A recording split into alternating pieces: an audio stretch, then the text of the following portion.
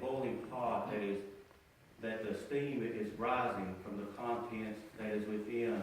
And the moment that pot is taken away from its heat source, that vapor, that steam, it disappears. And as we look at life, what an example that is, that you and I could grasp that truth of how brief life is. And I've known Johnny for at least 45 years. And that's hard for me to even say those numbers.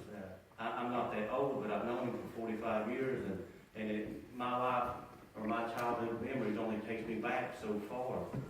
But as I was thinking about Johnny and just reminiscing about our childhood together, and as Nathan, shared with Johnny in his latter years and the man that he was, I knew Johnny more in our early years, and in a time far removed and far different than what you and I live in today. And we grew up out in Benhams, and if you could think of that stretch of road that goes from about campground to the gorge, or the trestle that cuts up the Gum Hill, you could call it the Benhams Mile if you wanted to. But on that stretch of road back when we were young, and there was families in every household in that stretch. I mean, you had Leonards, you had McCrackens, you had Sproleses, you had Hugheses, and there was a few of us Osborns that lived there. And it was a time that when families would just get together any evening, because we were all related, we came from the same stock, and families would jump in a vehicle and take off and just unannounced drop in on someone else. And oftentimes, Papa, who was Agnes's brother, we would just hop in the car and we would take off, and that's where we would end up.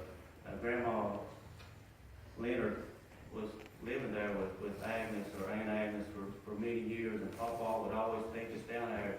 And it would start out with 2 or 3 kids in Agnes's front yard, and we'd be playing, and before you know it, there would be 15 or 20 or 25 kids. Don't know where they came from, they just showed up.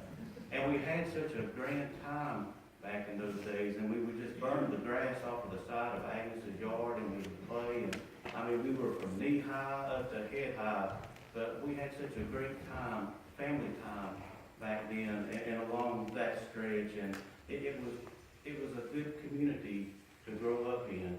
And I have so many fond memories of Johnny when we were kids. Now, he was a few years older than I was, but he was one of the older boys of the community, and always looked up to the older boys and kind of envied their freedom at times, and maybe some of the toys that they had. And those things were just what I recall about him. And I still see those groups of girls and boys walking down that mile and just piling into somebody's houses and crashing for whatever we had to eat, and whatever time we could spend with each other playing football. I mean, we had enough boys. We had 2 11-member football teams on each side, and the girls were there in the midst, and they were tougher than we were.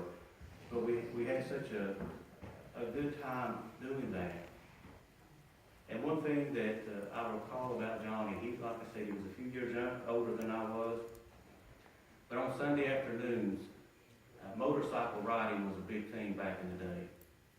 And all the guys that had motorcycles would gather in that big flat